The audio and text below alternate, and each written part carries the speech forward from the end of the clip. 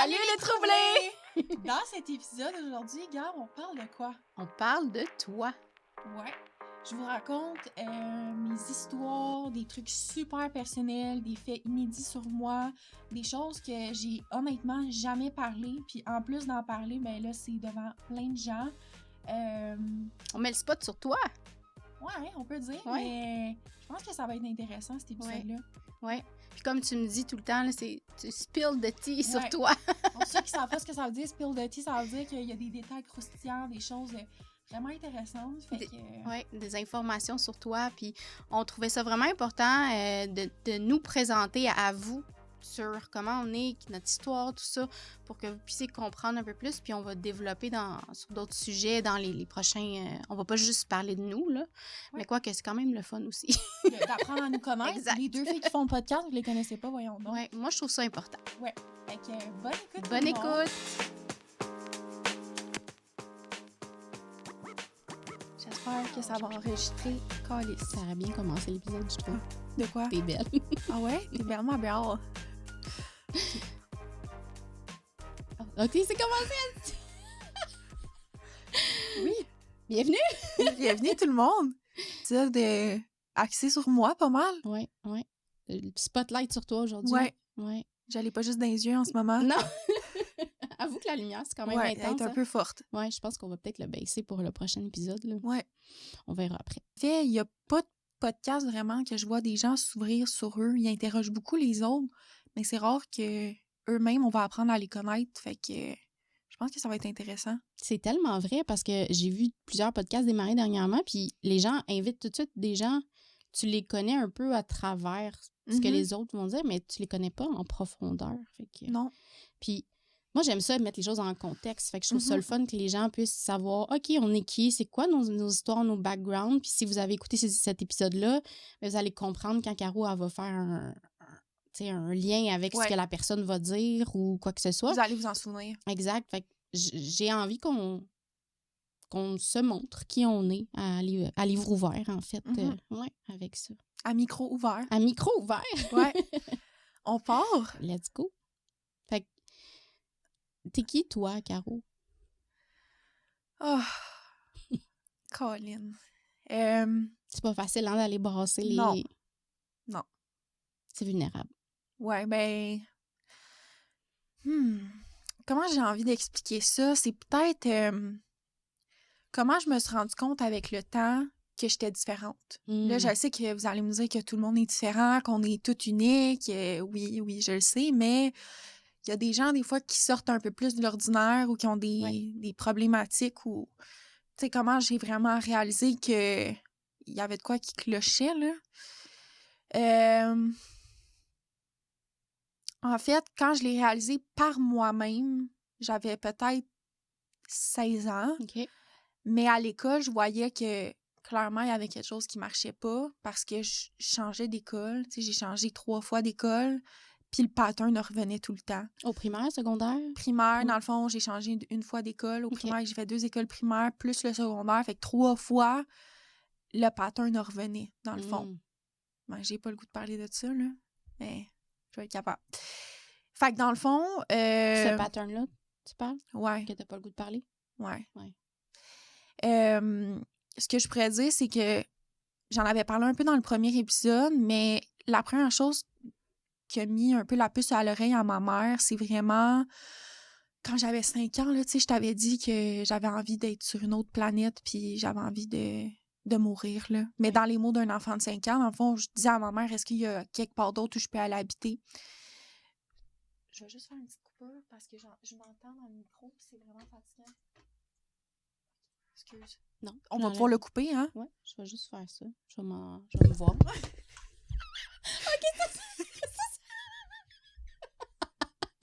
OK, je pense qu'on va même pas le couper. Je trouve ça tellement drôle.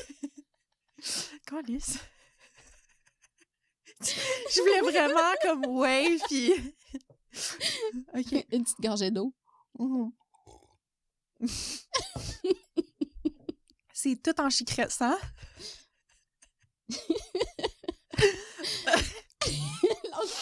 OK, là, c'est...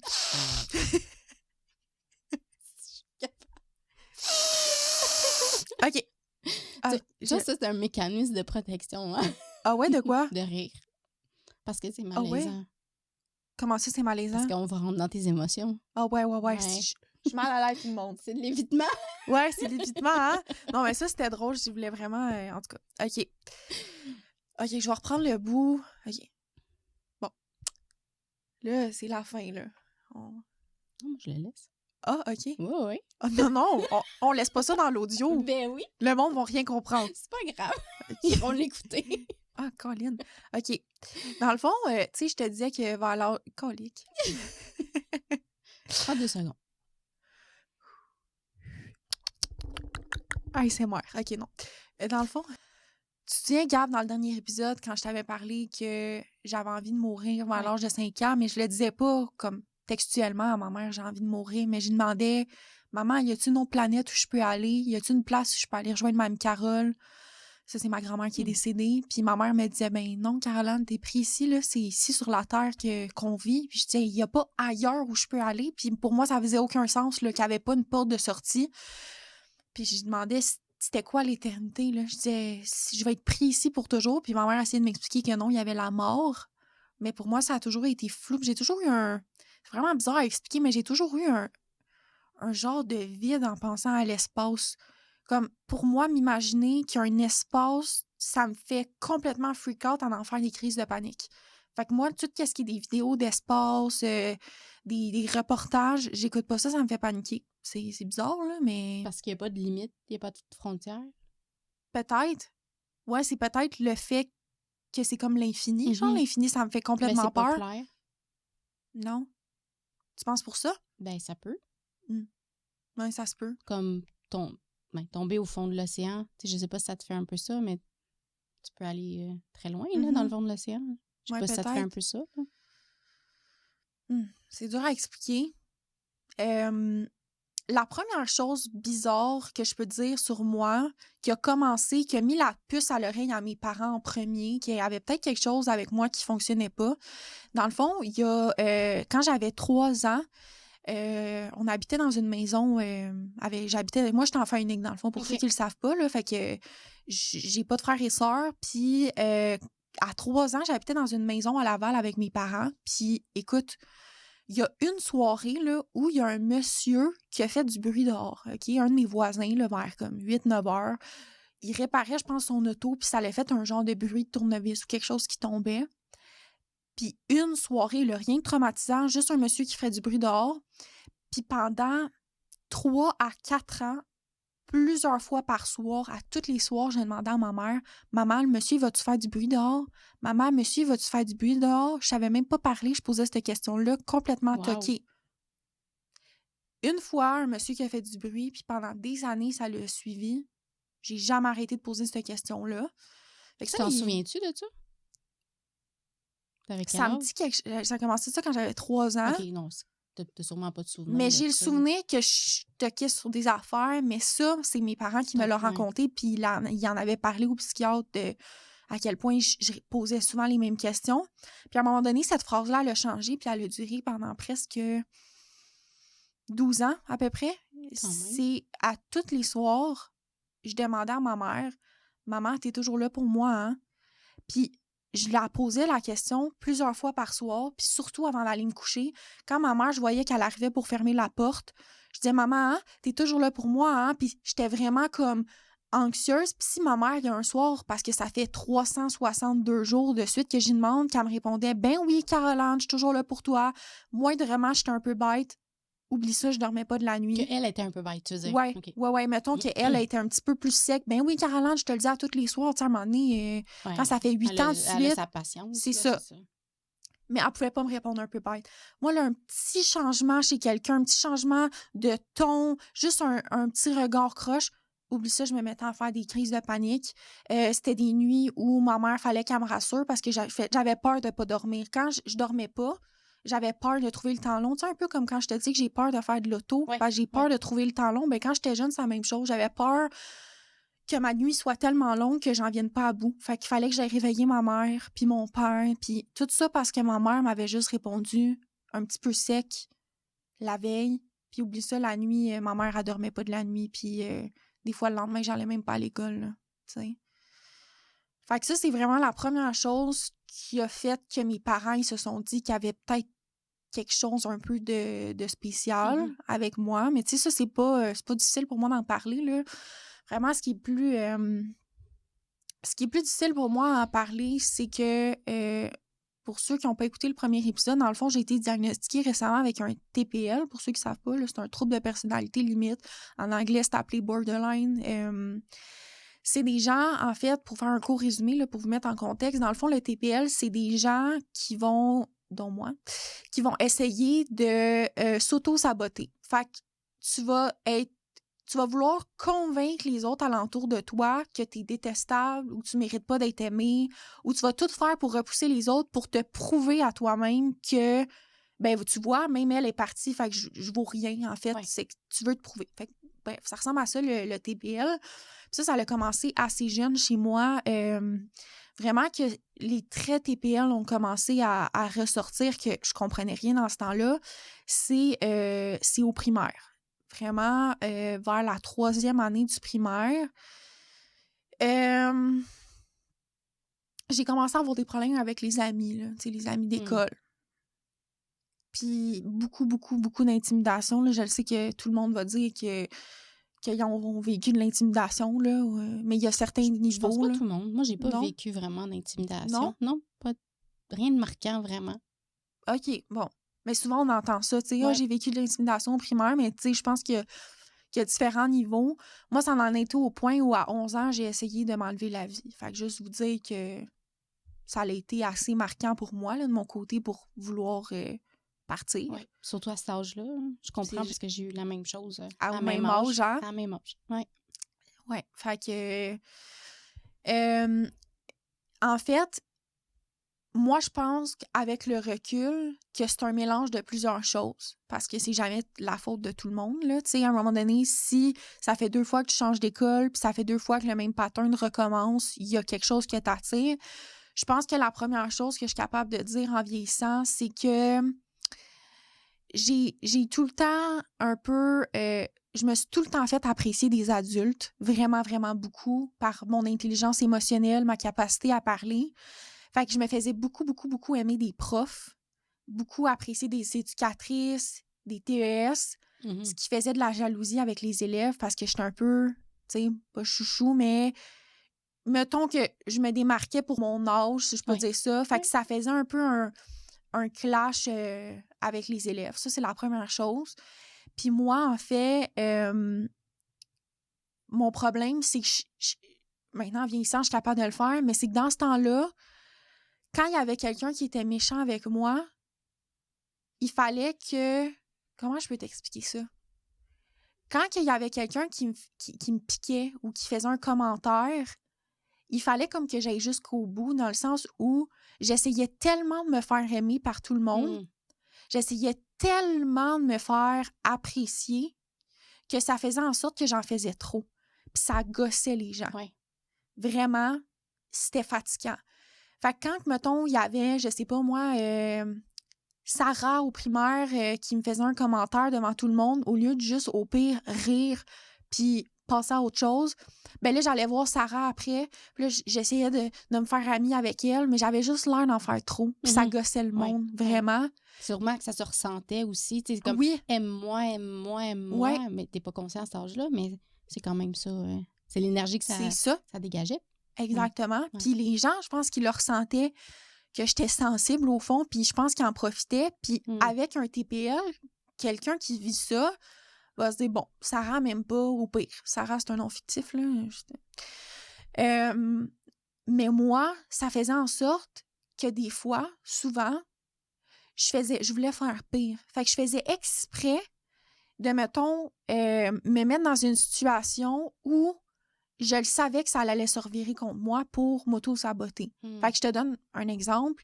Admettons, il y a une amie qui me dit un secret quand j'étais au primaire, mettons. Elle me dit un secret, puis elle me dit « Hey, il faut vraiment pas que tu le dises.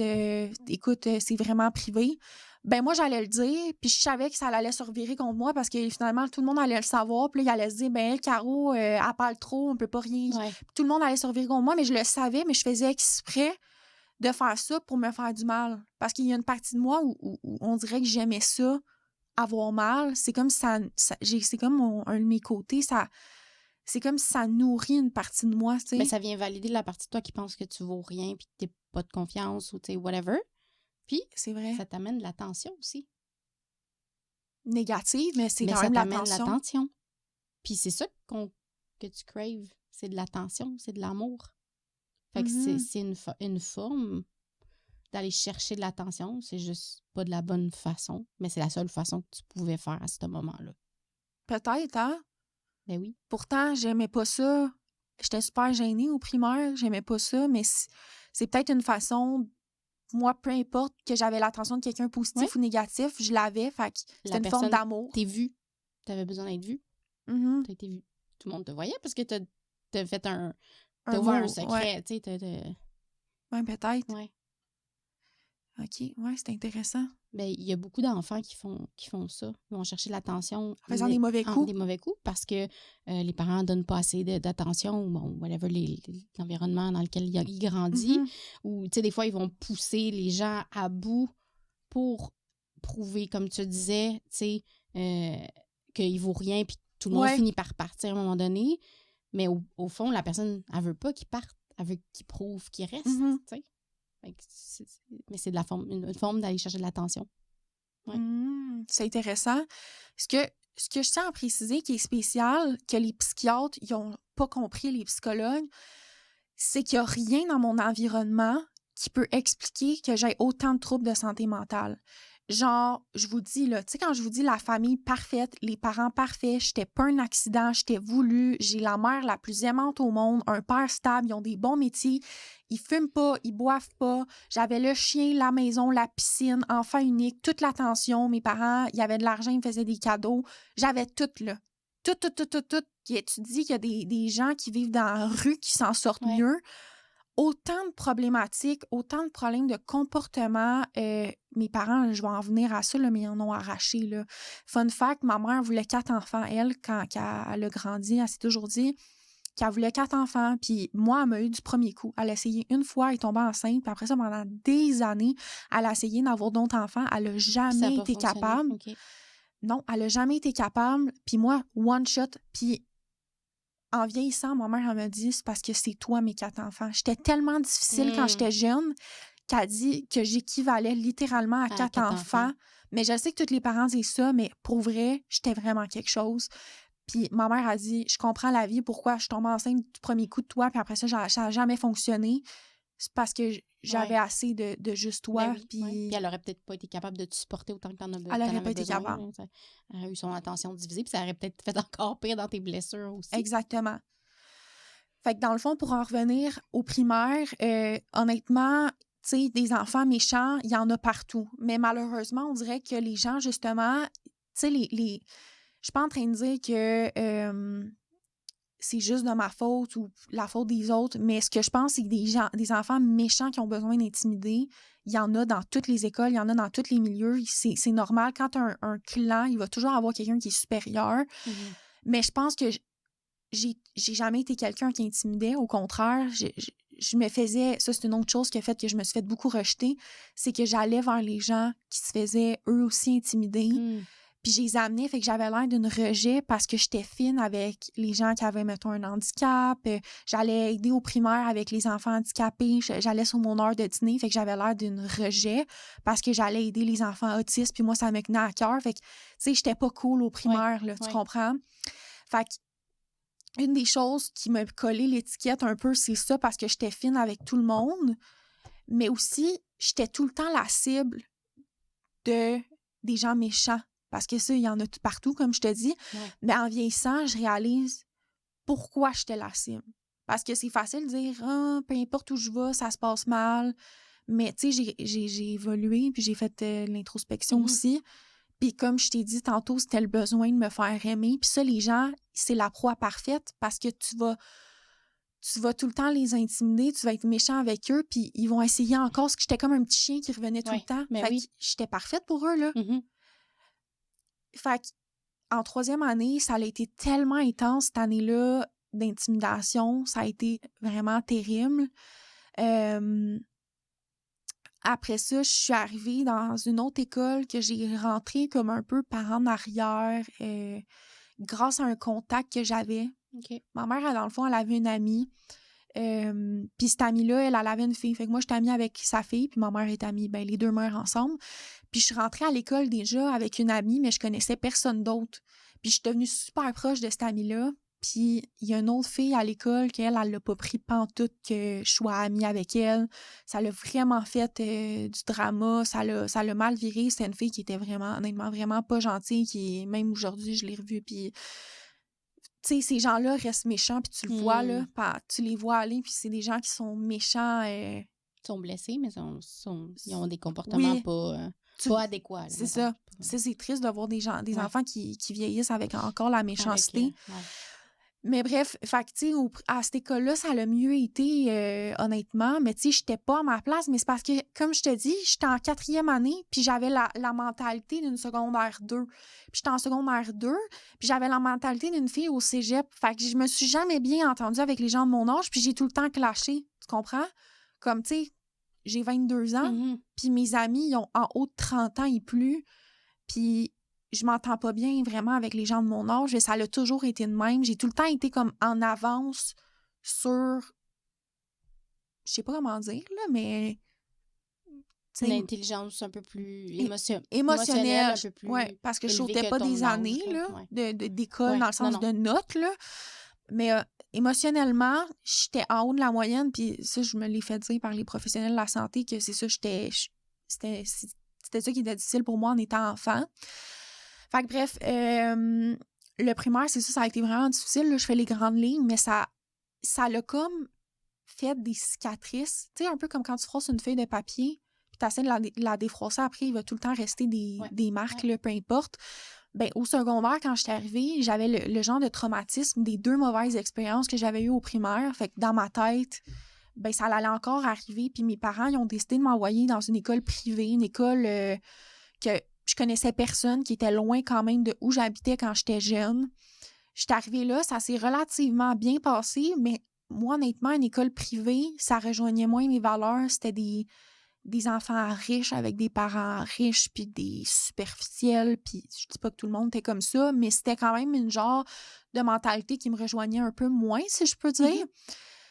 Tu sais, ça s'est quand même bien passé, mais encore là, je me sentais pas à ma place. Je sentais comme beaucoup d'entre nous. C'est sûr que t'as aimé le secondaire, c'était les 5 meilleures années de ta vie. Moi, ça a été les 5 pires. Honnêtement, là. Je sais pas si toi, t'as aimé ça, là. Une partie oui, une partie non. Bon, on en reparlera plus tard, mais ça a été un mix des deux. Ouais, OK. Vraiment. Bon. Fait que c'est ça. Dans le fond, le secondaire, pour moi, ça a été vraiment difficile. C'était quand même exigeant, l'école privée. Puis, c'est ça, mais je pense qu'il y avait des pour puis des contre. Là. Je vais pas faire le débat des écoles privées versus publiques en ce moment. Là, mais bref.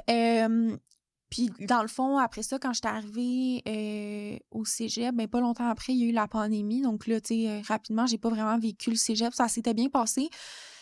Mais ce que je peux dire, c'est que... Je savais même pas que t'avais été au cégep. Je savais même pas. OK. T'en apprends tous les jours, hein? J'apprends. C'est des choses qu'on s'est dit, mais comme pas... On n'est pas rentré en profondeur, là. Aujourd'hui, j'en apprends beaucoup sur toi aussi. On gardait ça pour l'épisode, ouais.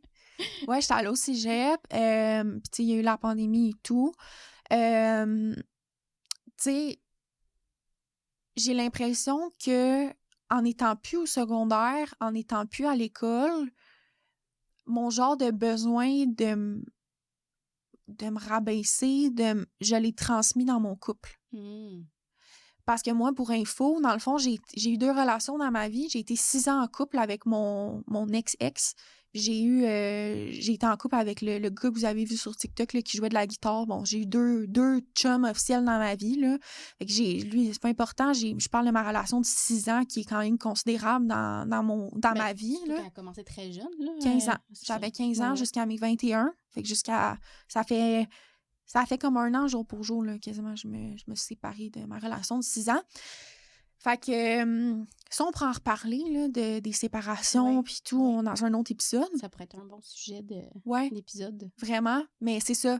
Fait que, en gros, pour vous mettre en contexte, avec un peu de recul, c'est fou en 1 an le chemin qu'on peut faire, hein, mais j'ai vraiment remarqué que tous les patterns que je traînais de quand j'étais jeune, je le transmettais dans ma relation. En ayant la peur d'être pas bonne, d'être pas assez. Est-ce que je suis une mauvaise blonde? Est-ce que... Tu sais, un peu comme qu'on s'était parlé, qu'on pense tout le temps qu'on n'est pas assez. Ouais. Puis j'essayais souvent de rendre mon chum, dans ce temps-là, c'était mon chum, j'essayais de rendre mon chum, en ce temps-là, à bout, là. Mais je faisais tout pour me rendre détestable pour qu'il parte. Parce que je me disais que lui allait partir, parce que j'ai oublié de préciser, quand j'étais jeune avec ma... J'étais jeune. Quand j'étais jeune avec ma mère, j'essayais de faire ça. Je dis à un moment donné, maman, tu vas demander de ne plus être ma mère. Moi, dans ma tête, ça se pouvait un enfant un enfant puis un parent qui se séparent. Mais tu sais, moi, dans ma tête, je réalisais pas qu'un parent, c'est pour la vie. Ouais. Puis moi, j'étais convaincue qu'à un moment donné, ma mère, elle allait vouloir arrêter d'être ma mère parce que je me rendais tellement, tellement détestable. Je faisais tellement tout pour que mes parents m'aiment pas que j'étais sûre qu'elle allait m'abandonner. Puis à un moment donné, c'est passé proche. J'étais tellement détestable là, que mes parents, ils savaient plus quoi faire avec moi. Là. Je faisais pas des mauvais coups dans le sens de genre mettre le feu en quelque part, tu sais, faire des bêtises, genre inonder quelque chose ou mettre de la boue dans la maison. Là, pas dans ce sens-là, c'était vraiment avec mon comportement. J'étais vraiment là... C'est dur à gérer là, pour eux. Oui, là. c'est ça, c'était au niveau du comportement. C'était ça, c'était pas juste précisé que c'était pas dans physiquement, c'était vraiment psychologiquement. Mes parents, à un moment donné, ils étaient comme, ben Caroline, on sait plus quoi faire avec toi, on va t'envoyer dans un centre jeunesse. Puis là, je me souviens que c'était cette fois-là que pour moi, mes parents qui me disent qu'ils voulaient m'envoyer dans un centre jeunesse quand j'avais comme 11 ans, je pense. Je pense que c'est à ce moment-là, entre autres, que c'est là que l'idée du suicide m'est passée par la tête. C'est ma question, c'est avant ou après ça? C'est pendant ce temps. Ben, juste un peu avant, j'étais déjà sur le bord. Puis quand mes parents m'ont annoncé ça, j'ai dit, aïe, aïe, mes parents, ils veulent même plus de moi au point de vouloir m'envoyer ailleurs. Mais c'était pas ça. C'était pas qu'ils voulaient plus de moi. C'est parce qu'ils savaient plus comment, en tant que parent, me gérer. Puis ils disaient... à bout de ressources, là. C'est ça. Mais c'était pas qu'ils voulaient plus de moi. Mais moi, dans la tête d'un enfant de 11 ans, j'avais réussi ma mission de me faire tellement détestable que mes parents, ils voulaient m'envoyer comme dans une autre famille, là, si on veut, là, avec le soutien de quelqu'un d'autre. Ouais. Ça m'a détruit, gamme. Ben, c'est clair. Ils l'ont jamais fait. Parce que ça allait être un peu un wake-up call. Mais tu sais, moi, le wake-up call durait jamais longtemps. J'avais peur un peu, puis là, je voyais que mes parents, ils revenaient vers moi. Puis là, j'étais comme, je recommençais, tu sais. Mais c'était ça qui était dur à comprendre. J'étais une super bonne enfant, dans le sens j'étais serviable, attentionnée, affectueuse. Mais il y avait un autre côté de moi, là, où mes parents comprenaient pas. C'était toute la peine, la rage, mais tu sais, dans ce temps-là, j'avais pas encore mes diagnostics, là. Non, c'est ça. Le TPL, la bipolarité, le TDAH. C'est t'exprimer aussi sur ce que tu vis, là. T'as pas de mots, t'as pas d'expérience d'adulte. Exactement. Là.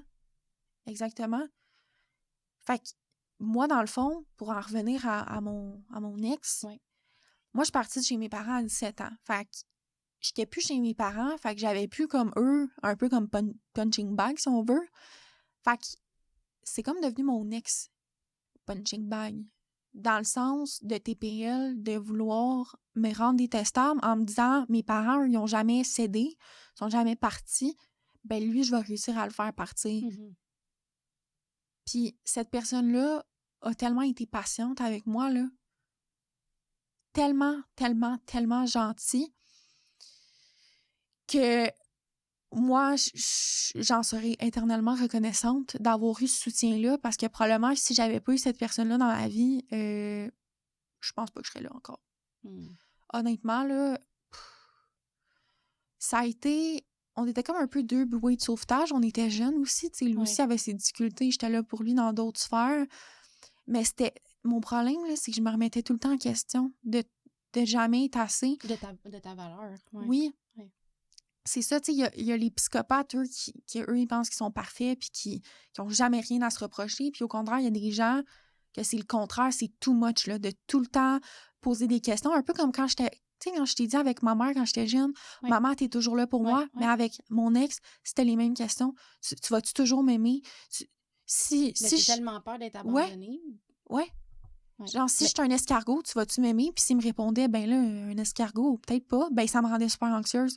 C'était de poser des questions. J'étais sa première blonde. Fait que, mettons, je te donne un exemple. Je disais, mais je suis ta première blonde. Comment tu le sais, je suis la bonne? Je disais, c'est comme si tu t'en vas à Cuba, c'est ton premier voyage, puis tu me dis, ah, c'est la plus belle plage du monde. Comment tu peux savoir que c'est la plus belle plage du monde si t'en as jamais vu d'autres? Fait que je le poussais, dans le sens, je le poussais tellement à y faire des comparaisons que je voulais qu'il aille voir ailleurs. Ouais. Je disais, va voir ailleurs, je suis pas la bonne. Va voir ailleurs, va voir d'autres plages étant d'autres femmes, pour comparer, puis reviens me voir. Mais t'es comme, mais je veux pas aller voir d'autres plages. Si moi, la plage de Cuba, je la trouve belle, puis je suis bien là-bas, veux-tu me laisser tranquille? Si moi, je veux passer le reste de ma vie à Cuba, je m'en fous qu'il y a les plages Bora Bora, tu sais. Mais je le poussais tellement qu'à un moment donné, ça te joue dans la tête, là. Tu sais, quand quelqu'un insiste au point d'être en état obsédé, là. Absolument. Fait que, pauvre petit, il savait plus quoi faire, là. C'était quoi la bonne réponse?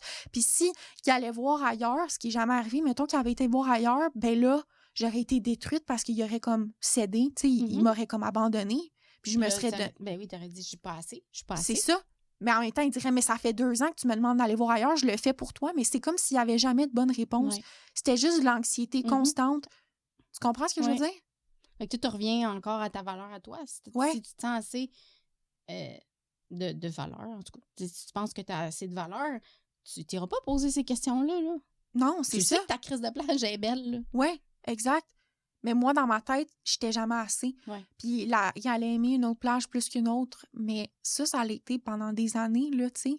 Fait que souvent, les gens me demandent, tu sais, c'est quoi être en couple avec toi? C'est la plus belle chose. Mais c'est beaucoup, beaucoup moins en vieillissant, honnêtement. Là, tu sais, ça, je te parle, j'avais 16, 17, 18 ans, là, tu sais. J'ai le temps d'évoluer quand même. Je sais que je suis pas rendue à 35 ans, mais c'était vraiment beaucoup de questionnements en boucle. C'était OK, mais cette fille-là, t'as trouves-tu belle? Ben oui, correct. Ben comment ça, t'as trouves belle? C'est une 3 sur 10, mettons, à mes yeux, à moi. Ben ça veut dire que moi, je suis une 3 sur 10. Ça veut dire que n'importe quelle fille, tu pourrais les trouver belles. Ça veut dire qu'en fait tu sais, finalement... Puis là, ça finissait plus. T'étais figée dans une boucle, là, tout le temps, là. C'était fatigant, là. Mais tu sais, lui, mon ex, me disait tout le temps, si c'est pour être ça, ton défaut, l'insécurité, tu sais, dans le sens... T'es fine avec moi, tu me fais à manger, tu prends soin de moi, t'es attentionnée. Puis c'est juste le fait que tu poses des questions puis que t'es anxieuse, il dit, moi, ça me va, tu sais. Mais moi, je me sentais tellement poche comme blonde, tellement pas normale, tellement lourde, tellement insécure que des fois, je voulais finir la relation. Je disais qu'il me méritait pas, là. Ouais. Il y a l'inverse que moi, je le méritais pas. Ouais, c'est ça. Ouais, c'est ça. C'est pas ça que j'ai dit. Non, t'as dit qu'il te méritait non, pas. Que moi, je le méritais pas. Mais on a tout le droit d'être aimé. On a tout le droit... tu sais? Je sais pas. Mais moi, dans ma tête, moi, j'avais pas le droit. J'étais pas assez. Je me remettais en question de tout le temps. Fait que j'ai remarqué qu'avec les années, on dirait qu'il faut tout le temps que j'aille une personne... On dirait que la personne qui est la plus proche de moi dans ma vie, tu sais, quand t'as 6 ans, 7 ans, 8 ans, t'as pas de chum, là. C'était mes parents. Fait que là, quand je suis partie... des amis, tu sais, s'ils sont proches de toi. Ouais. Un peu, on dirait les amis, ça me fait un peu moins ça parce que... Je sais pas, on dirait que ça... Je sais pas. Tu sais, les amis, c'est pas eux qui vont partager ton quotidien, c'est pas eux avec qui tu vas fonder une famille, c'est pas eux que tu vas habiter avec. Fait qu'on dirait que vu que c'est un peu moins sérieux, si on veut, ça me stresse moins. Mais honnêtement, les relations, pour moi, ça a tout le temps été difficile. Puis, tu sais, pas longtemps après m'être séparée de mon ex de 6 ans, bon, j'ai rencontré l'autre.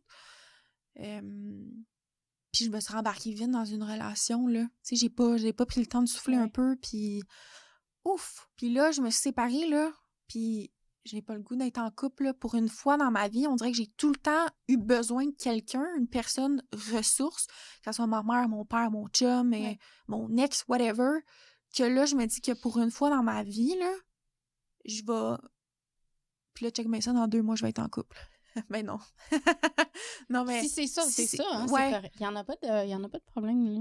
Non, je sais, je niaise, mais je le veux. C'est différent. Je sens que c'est différent cette fois-ci. Que là, pour la première fois, je me gère moi-même. Là. J'arrête de courir après les autres, d'avoir peur d'être seule. J'apprécie ma propre compagnie. J'apprécie d'être avec moi.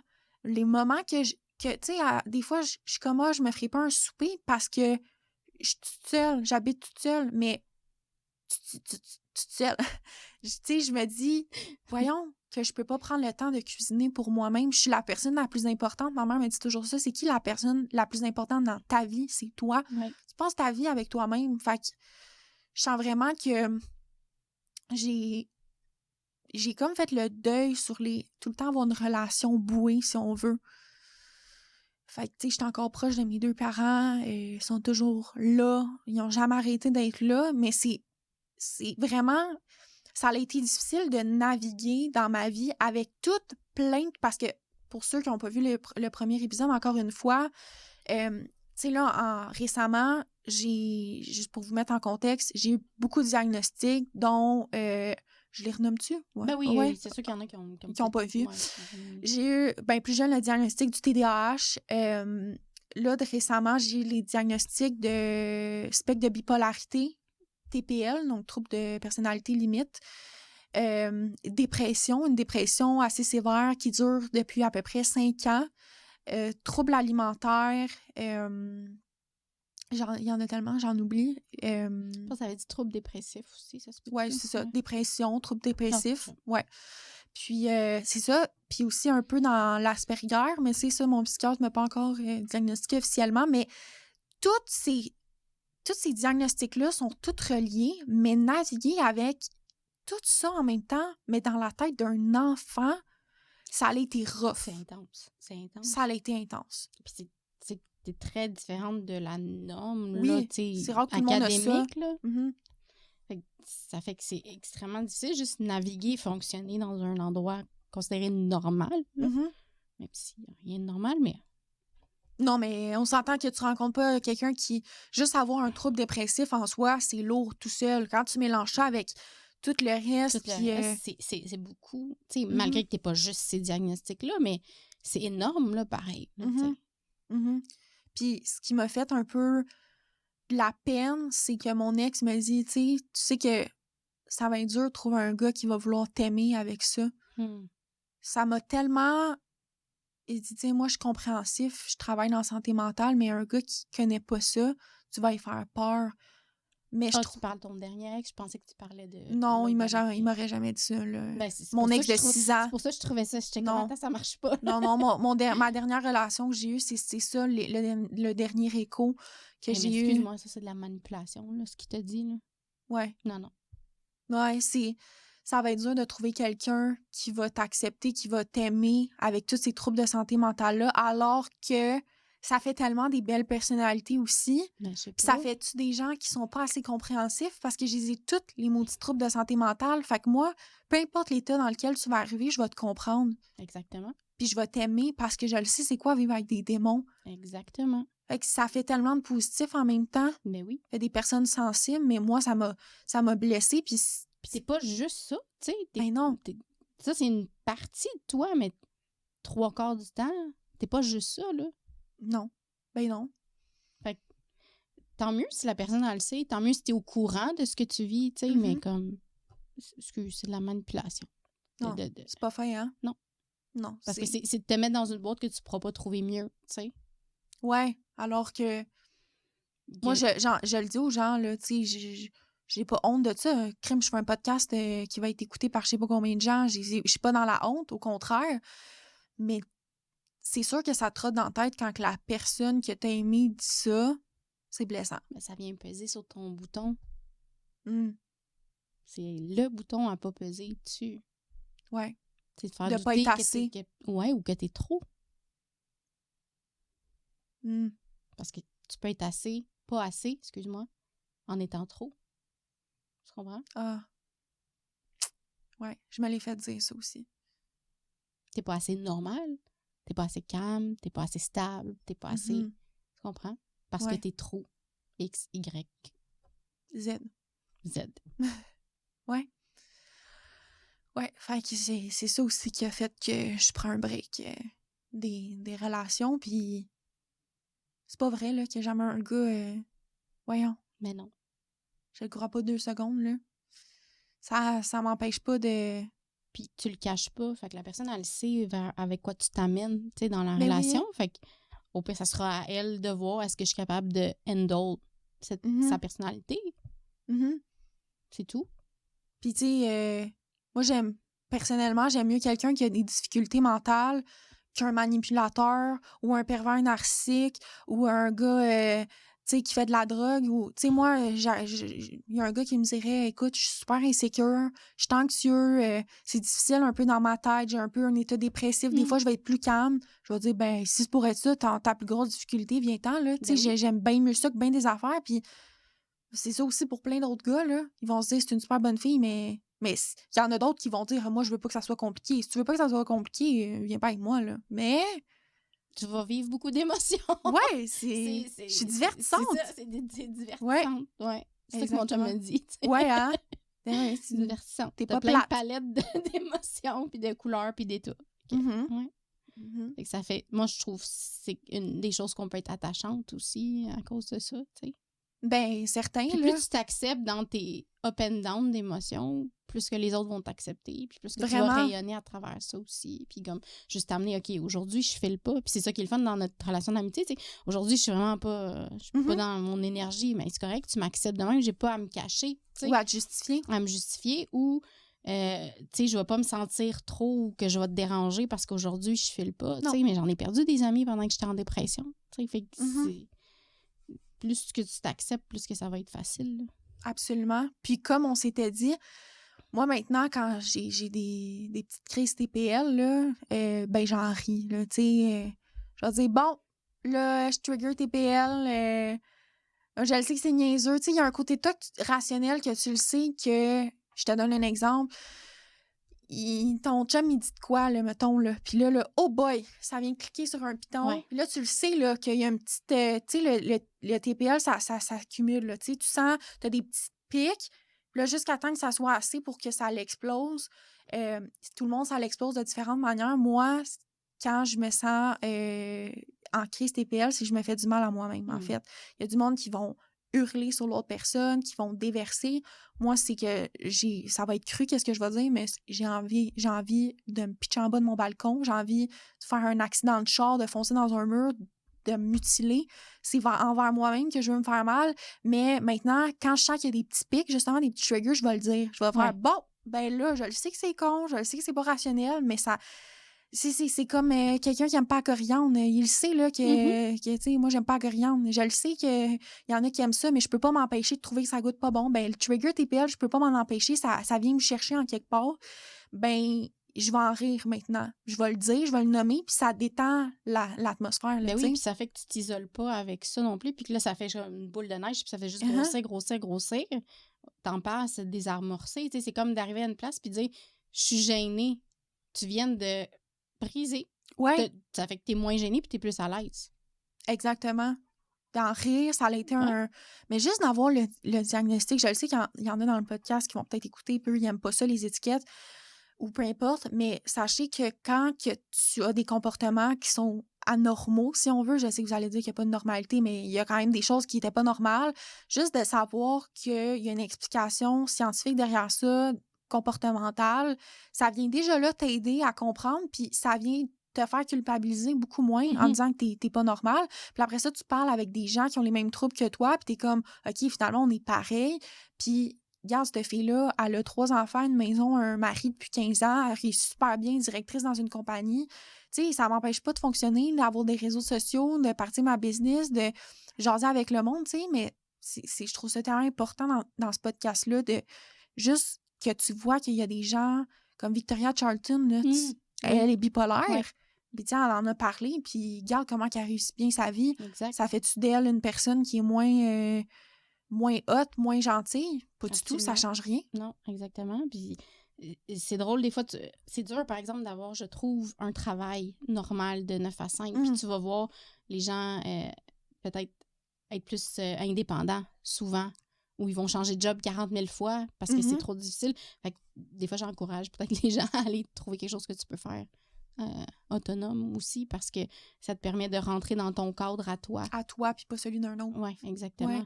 Parce que ça peut être très, très difficile de suivre ces normes-là. Absolument. Avec tes états émotionnels aussi, en plus, là. Fait que pour tout dire, en fait, j'ai fait vraiment les grandes lignes là, de de comment que j'ai vécu, tu sais, mon enfance, mon adolescence, tout ça, ça a été intense. J'ai beaucoup consulté, travailleur social, psychologue, psychiatre, intervenant. J'ai travaillé sur moi, je travaille encore sur moi. Je peux dire que je suis vraiment fière. On dirait que plus je vieillis, plus le cheminement il est rapide. Tu sais, entre 6 ans puis 15 ans, on dirait que c'est pas passé grand-chose. Puis juste en 1 an, tout ce que j'ai accompli, tout ce que j'ai réalisé, tout le chemin que j'ai fait, je trouve ça fou à quel point qu'on dirait qu'en vieillissant, ça se fait plus vite parce que je pense que tu deviens plus conscient de ton environnement. Juste d'admettre tes torts. Tu sais, je me souviens qu'il y a peut-être 6 mois, quand j'ai eu mon diagnostic TPL, j'ai écrit à mon ex ma relation de 6 ans, puis j'ai dit « Je suis désolée, tu sais, je suis désolée pour toutes les incompréhensions que tu as pu avoir. Je suis désolée de ce que je t'ai fait vivre. Tu sais, j'ai pas été aussi horrible que ça, mais je trouve ça important de s'excuser pour les choses qu'il a pas comprises. » Absolument. De dire, c'était pas moi, je faisais pas exprès, j'ai une maladie mentale, littéralement. Je suis malade, tu sais, faut que je me soigne, j'ai besoin d'être médicamentée. Je suis désolée pour ce que je t'ai fait vivre, puis tu sais, il a super bien réagi, il a dit, pas de problème, mais tu sais, il regrette pas, on a eu une super belle relation, là. On est en bon terme, mais c'est important, je trouve, de quand tu connais qu'est-ce qui t'arrive, de peut-être t'excuser ou de remercier aussi les gens qui ont été là pour toi, dire merci. Merci de m'avoir soutenu, merci de pas m'avoir laissé tomber, tu sais. Oui. Ouais, c'est... Puis, autre chose, dans toutes mes relations, souvent avec les amitiés, avec les amoureux, peu importe, sauf ma dernière relation, c'est moi qui laissais les gens. J'aimais mieux perdre la personne volontairement qu'elle décide de me quitter. Fait que oui, parce que ça donne une raison à ta plus grosse blessure. T'sais. Oui. Je suis pas aimable. Exactement. Ouais. Puis dans ma dernière relation, c'est pas ça qui est arrivé, c'est lui qui est parti. Ça a été la première fois de ma vie où j'avais pas le contrôle sur une situation. Toutes les autres amitiés, les relations, c'était moi qui quittais avant. J'aimais mieux perdre la personne que d'assumer qu'elle est partie puis qu'elle m'a laissé tomber. Fait que ça m'a fait mal, cette relation-là, parce que je me suis vraiment laissée aller pour une fois. C'est la personne qui est partie. Puis ce qui fait encore plus mal, c'est quand après ça, la personne veut revenir, t'as l'impression que tu te fais niaiser puis qu'elle joue avec toi. Là. Vraiment.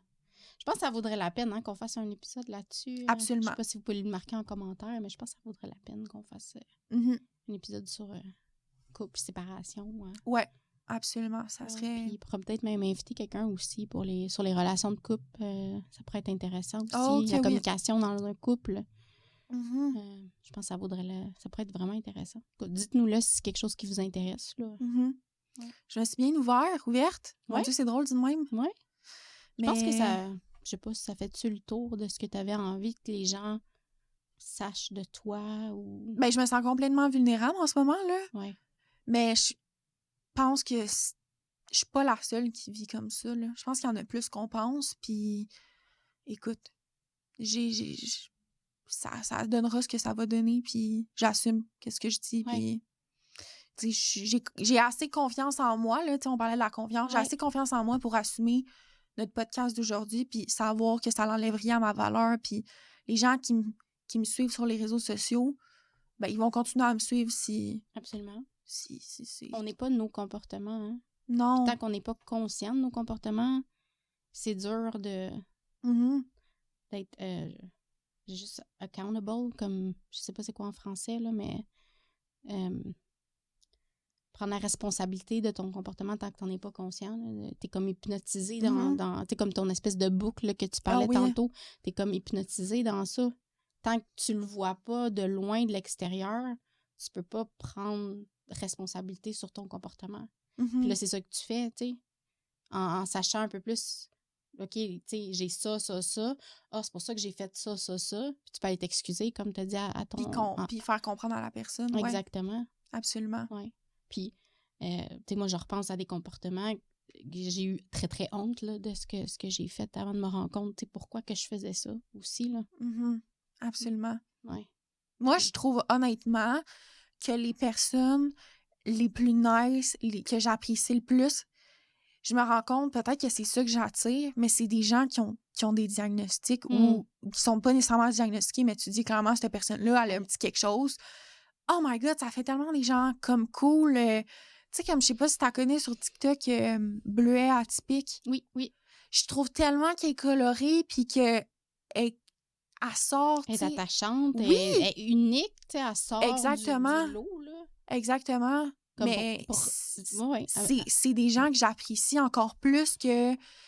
Mais en même temps, tu vois, des fois en couple, c'est bon que tu sois avec quelqu'un pour l'avoir vécu, les deux extrêmes. Quelqu'un de vraiment, vraiment très, très, très normal. Pour moi, des fois, c'est le meilleur. Parce que des fois, quelqu'un qui est un peu trop comme toi, c'est...